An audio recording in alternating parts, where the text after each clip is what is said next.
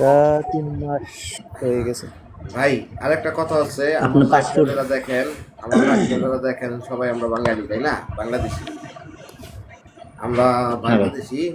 যাই হোক, সকলে এই দেশের সরকারের কাছে, আমাদের বাংলাদেশের সরকার থেকে আবেদন থাকবো যে আমরা আমরাও চাই, এখন আমরাও চাই যে বৈধভাবে আমরা টাকা পাঠাই, ঠিক না?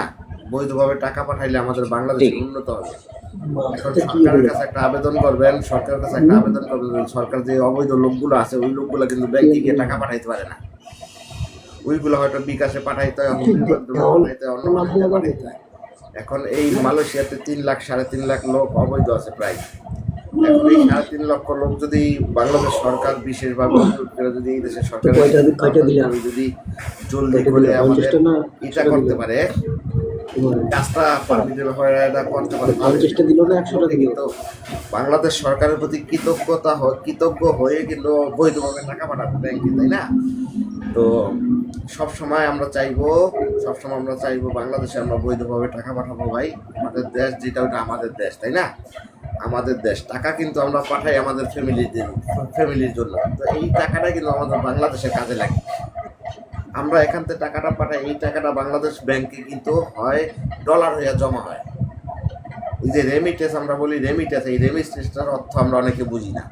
এই রেমিটেন্সটা বাংলাদেশ, আমরা এখানে রিঙ্গিত পাঠাই বাংলাদেশের টাকা, বাট এই টাকাটা, এই রিঙ্গিতটা গিয়ে জমা হয় ডলার হয়ে বাংলাদেশ ব্যাংকে।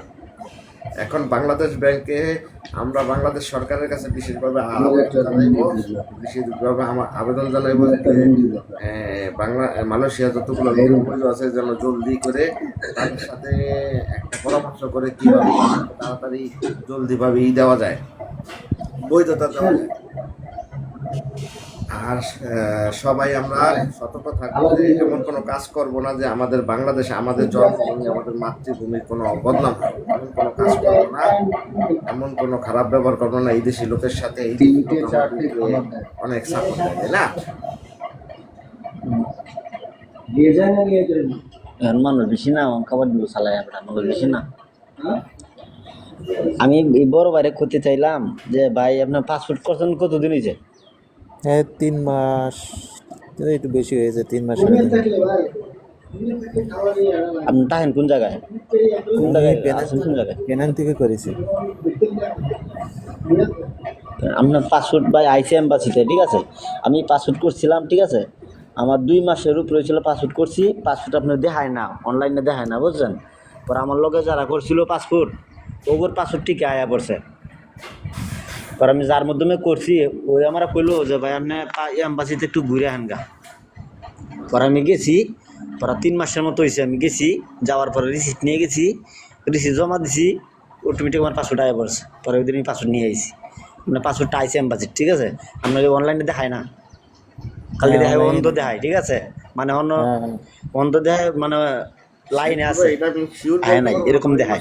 আগামী মাসে দেওয়ার কথা, অপেক্ষা করেন ভাই, অপেক্ষা করতে হবে। ওকে না করলে আমি কিছু বলতে পারবো না 100%।